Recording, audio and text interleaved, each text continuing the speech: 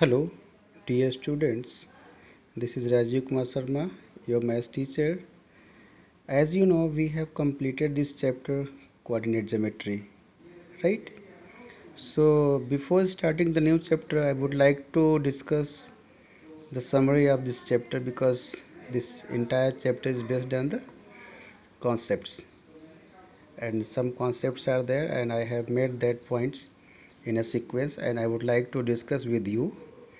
I think this will be just like a summary to understand the entire chapter and the questions, whatever questions are given in the NCERT as well as in other reference book, right? So let's discuss that point. I have noted down at the point number 1, to locate the position of a point or the object or the place, etc., we require two perpendicular lines, that is known as axes. As the first question was given, locate a point on the table, or you like to locate any one point anywhere. To locate any one point, either the point is on the table, point is there in the ground, point is there on the graph paper, anywhere. To locate a point in 2D, two perpendicular lines are required, and the perpendicular lines are known as axes. Horizontal line, this horizontal line, and this is perpendicular line. Both the lines are intersecting at a point, right?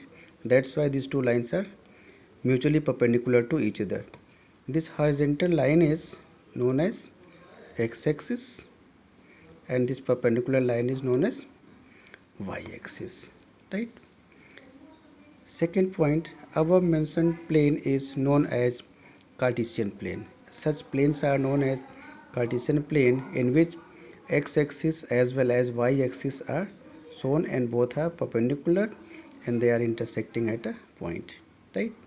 And this plane will divide the entire sheet or the entire surface in four segments, like first segment, this is second segment, this is third segment, and this one is the fourth segment.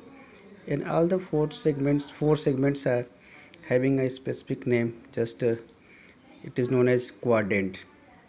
This part is quadrant, means it is first quadrant, this is second, so second quadrant, this is third quadrant, this is fourth quadrant, right? As I told already, I have told this thing, the horizontal line is x-axis and perpendicular line is y-axis. What things I am telling you, just I am trying to write the same to understand the concept which I told you. As a point 4, the point of intersection of the x-axis. X-axis means horizontal line and the y-axis means the perpendicular line. Both the lines are intersecting at a point, and that point of intersection, that will be known as origin, right? Whose notation is O, because we are denoting the origin with the capital letter of alphabet as O. Okay, let's proceed for the next point is, as I told, horizontal plane is x axis and perpendicular plane is y axis, and that x-axis is point on the x-axis. Any one value of the x-axis is known as abscissa, and value at any physical value at the y-axis is ordinate.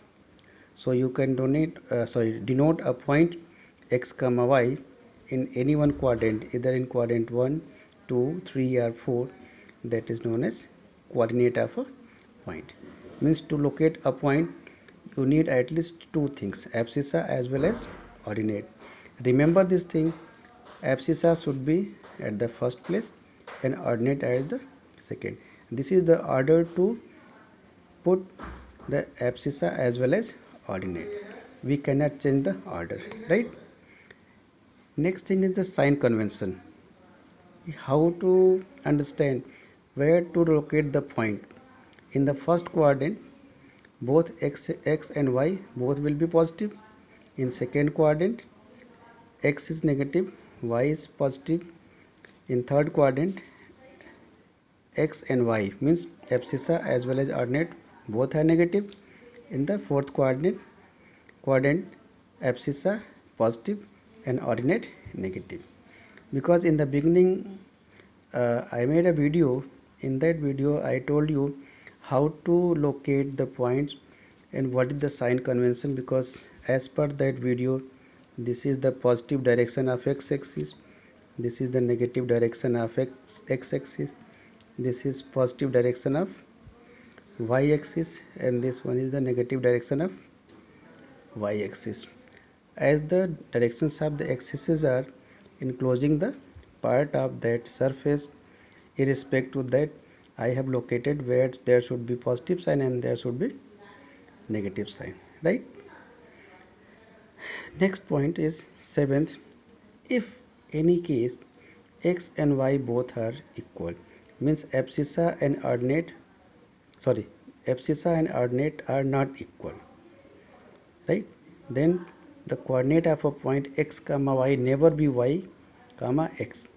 Means if x and y, abscissa and ordinate, are different, having the different values, we can't write x comma y equals to y comma x. As example I can show this 2 comma 3. In this point 2 comma 3, 2 is the abscissa and y is the ordinate. 2 is not equals to 3, so this is never be equal to 3 comma 2. This is the actual proof of this concept, because in this one abscissa is 3, in this one abscissa is 2, and this side abscissa is 3. Here ordinate is 3 and here ordinate is 2. So both the points are of different location, they can't be the location of a point. Okay. And secondly, vice versa, we can say if x equals to y, then x comma y equals to y comma x, because there is no difference. Because location of the point, remember one thing, as a eighth point you can say location of a point always be